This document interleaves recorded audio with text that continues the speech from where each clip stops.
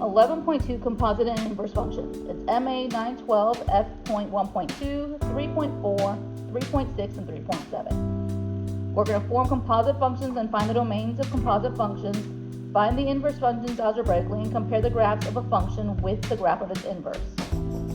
The composite of a function f and g is given by f of g of x, known as seen here.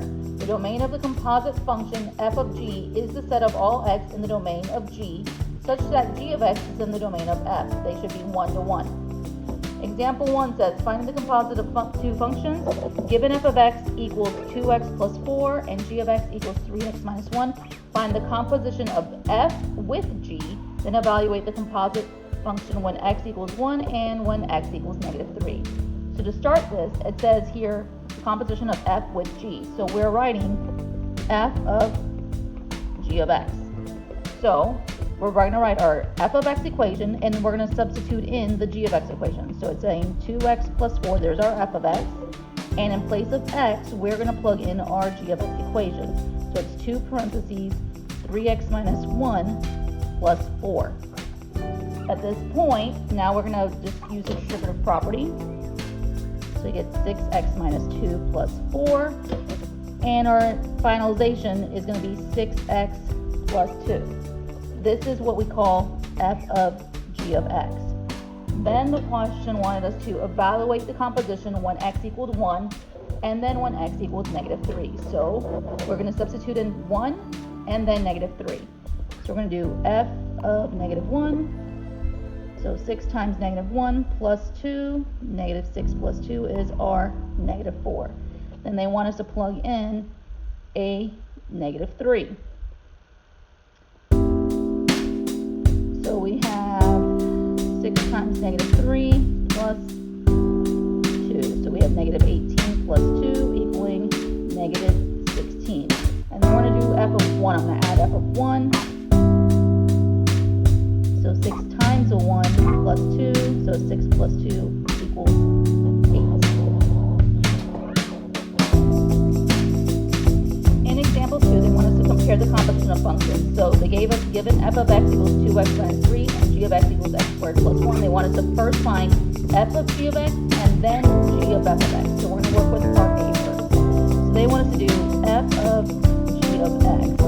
We're just going to substitute the g of x equation into the f of x equation. So we first write our f of x equation, just 2x minus 3. In its place, we are now going to plug in the g of x equation. So 2 parentheses x squared plus 1 minus 3. Apply the distributive property into 2x squared plus 2 minus 3. And end up with 2x squared minus 1. But now they want us to compare the g of x equation. So for this one, they want to do g of f of x. So they're doing g of f of x. So now we're going to do the g of x equation first, which is x squared plus 1. And we're going to substitute the f of x equation inside it. So we have parentheses 2x minus 3 squared plus 1. We need to apply the rules of perfect squares. So this becomes 4x squared. 2 times 3 is 6. Doubled is negative 12x. 3 squared is positive 9 plus a 1. And we finalize it with combined line terms, 4x squared minus 12x plus 10. So when we notice this, the f of g of x equation does not equal the g of f of x equation. In example 3, they want us to find the domain in the range. It says, find the domain in the range of the composition of f with g when f of x equals x squared and g of x equals f of x, radical x. So what that means is they want us to find f of g of x, or basically our f of g of x we're substituting in. So we have our f of x equation, and we're substituting the g of x. G of x is the square root of x.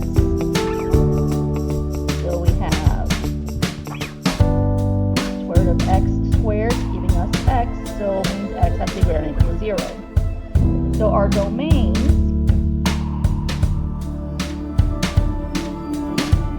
for g of x, which is square root of x, has to be all real numbers, real non-negative numbers. So from 0, x has to be greater than or equal to 0 on. The f of x equation, I can be positive and negative numbers, so it does not result now. So we need to worry about our g of x equation since it's a radical. Now the range value also, since this one will start at the origin, it's going to be all real non-negatives. Again, where y is greater than or equal to 0.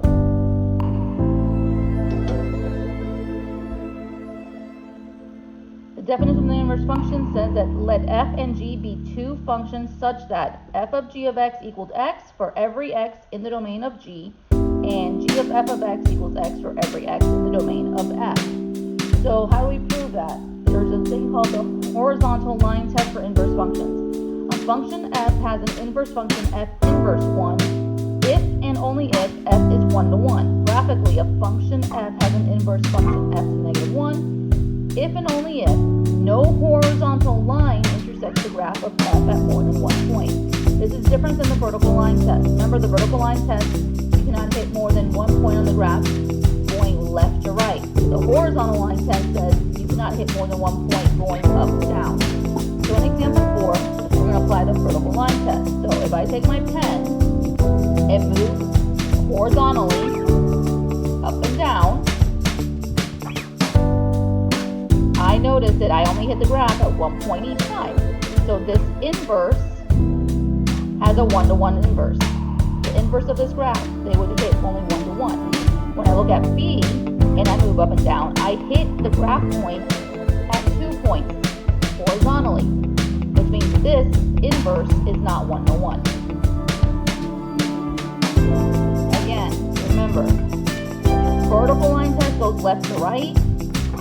This passes the vertical line test. Now, if I go up and down, this also passes the horizontal line test, which means it has the correct inverse. Vertically, this one passes the vertical line test. But the minute we try the horizontal line test, this is not a 1-to-1, so the inverse is not 1-to-1.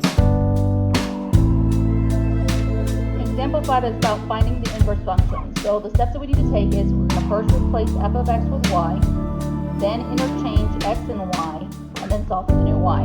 So they gave us the equation f of x equals 2x plus 3. So first thing, rewrite it as y equals 2x plus 3. That's what step 1 says. Step 2 says interchange x and y. So now it becomes x equals 2y plus 3. Now third step says solve for the new y. So I need to first subtract the 3 over actually. Get x minus 3 equals 2y, and then divide by 2 the entire thing. So I'm going to say y equals x minus 3 over 2. That is the inverse. Now to verify that f of inverse of 1 is x, we are substituting in to f of x. So this is actually known as our f inverse. So we're going to go and do f of f inverse of x. So what we're going to do is we're going to take our original and we're going to substitute in x minus 3 divided by 2 in for it and see if we result in our value of x. So we have 2 times x minus 3 over 2 plus 3. So if I distribute, we get the 2's here cancel out. I get x minus 3 plus 3, and I resulted in x. That is what we're trying to find and accomplish. So now we need to do the other way. We need to do f inverse of f of x. So that means we're doing the f inverse. We have our f of x original equation is 2x plus 3. We're substituting that in to the f inverse. So we have 2x plus 3 minus 3 over 2 plus 3. So we have 2x over 2, and then we get our value of x.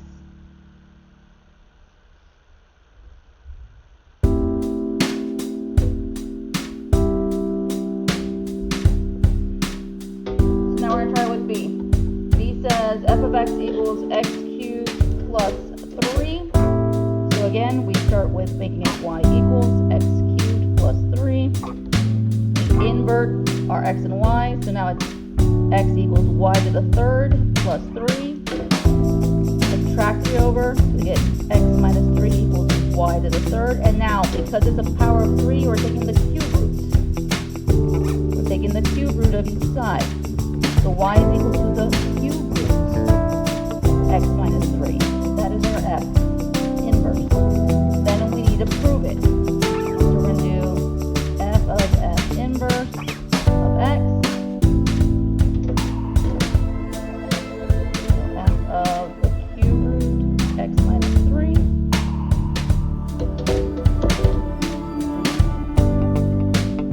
Cube root, x minus 3 raised to the power of 3.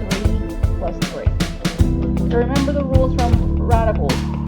If the index and the power match, they cancel each other out, and you just have this that come out. So I have x minus 3 come out, plus 3, the 3's cancel, x is my answer. And then you have to reverse f inverse of f of x.